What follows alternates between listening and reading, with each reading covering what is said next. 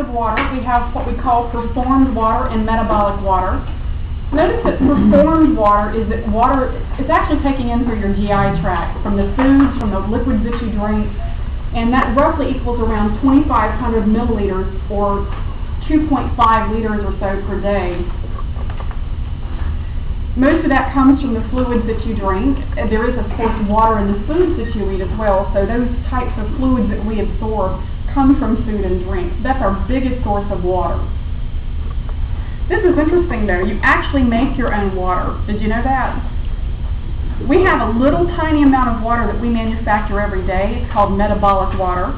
And when we talked about cellular respiration, I mentioned that glucose and oxygen combine to produce ATP. One of the byproducts of that was water and carbon dioxide.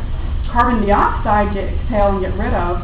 But here you go. The water is actually what we call metabolic water. And it's something that we, make in small amounts. It's 250 mils per day. So it's not a great source of water, but hey, you still have a little bit made by your own body's processes. So how do you know that you need to drink? You're thirsty. How do you know you're thirsty? Mouth's dry. Brain tells you your mouth is dry. Hypothalamus, good, you're all right. So there's a couple of things here. As the cells start to lose water, the water is going to be removed from those cells to get into the bloodstream to maintain what? Blood pH. Not blood pH, but blood Volume. pressure and volume, yeah. So if you lose fluid from your cells, which moves into your blood plasma to maintain blood pressure and blood volume, then you start having these osmoreceptors tell your brain that the blood is actually too salty. So as we start moving more and more fluid out of your cells, your brain, your hypothalamus, regulates that and says, wait a minute, we're starting to get really salty blood and we need to dilute that blood down. How do you retain water but not retain salt? What hormone is present? There you go. So if your blood is too salty, make ADH go to what portion of your nephrons? A little further. DCT. ADH goes to the DCT. It inserts aquaporins, and now you can take more fluid back into your bloodstream from that filtrate.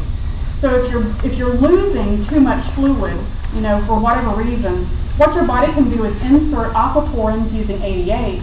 That helps you to retain water but not sodium. That dilutes blood that is too salty back down to a proper solute concentration. So that's why drinking on the hot summer day, drinking alcohol is really bad. Exactly, because you're already dehydrated from the alcohol and then you're sweating on top. So, exactly right. What is aquaporin?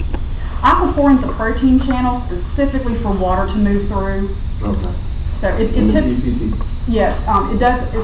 DCT. Yeah, DCT. Only under the direction of ADH, yeah.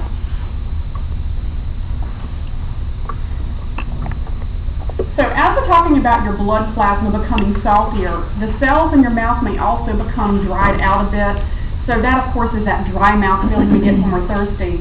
Drinking some fluids initially hydrates those cells inside your mouth and makes you feel like you're starting to replenish your fluid. But that's not really the solution we're looking for. Putting that fluid into your digestive system, that's where we're starting to pull more fluids back in.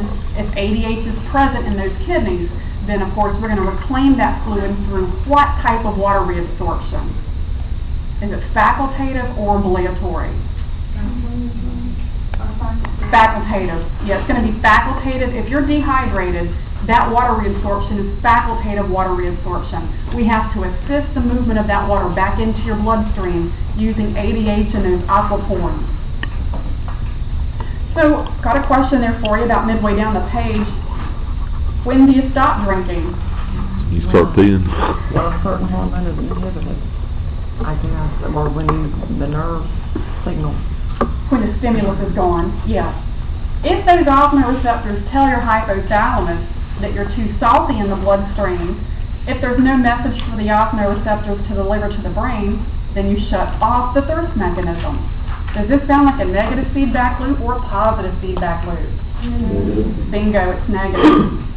Yeah, so once the osmoreceptors are satisfied with the blood solute concentration, no more stimulus is sent to the hypothalamus.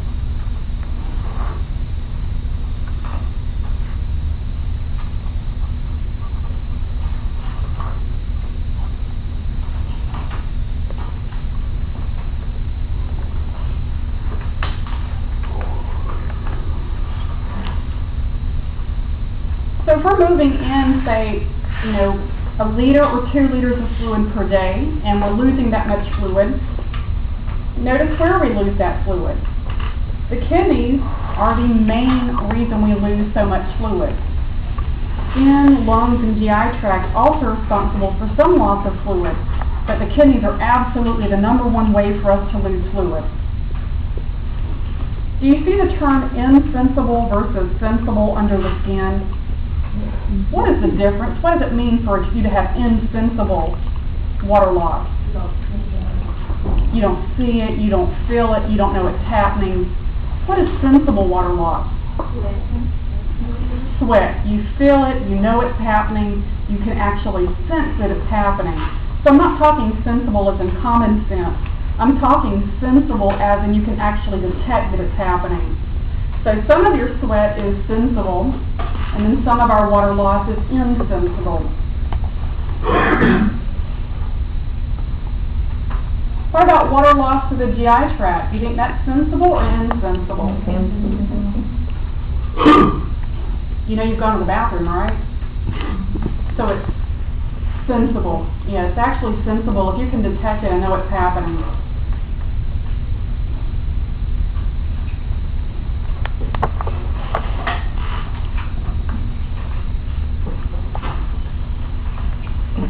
So here's a couple of ways you can actually influence the water balance in your bodies, and we've actually talked in a great amount now about ADH.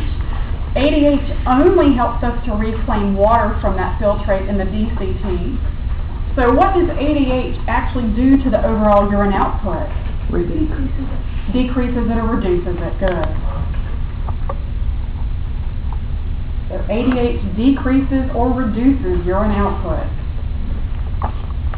What does aldosterone do to urine output?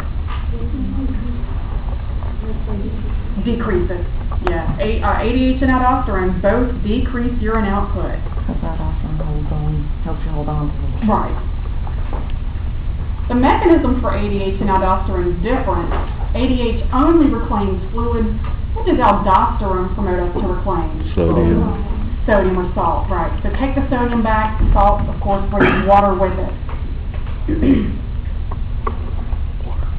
What do you think about the last three? Hyperventilation, fever, burns, vomiting, diarrhea.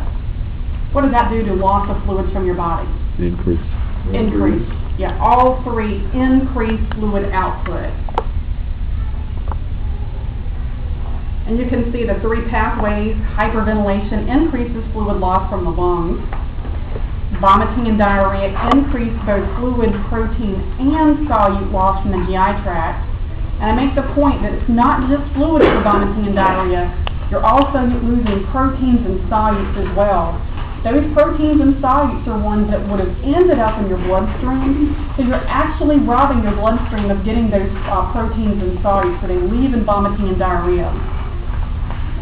Fever and burns can promote fluid loss, but as we found out in the previous chapter, say a burn can also increase the amount of proteins a person loses through the urinary system as well. So these aren't necessarily just strictly fluid loss, there may be other items involved.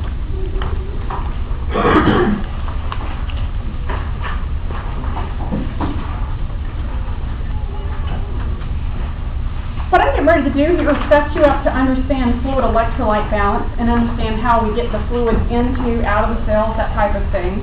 So here's a set of disorders on the top of page 128 that can lead to dehydration. What is hemorrhage? Bleeding.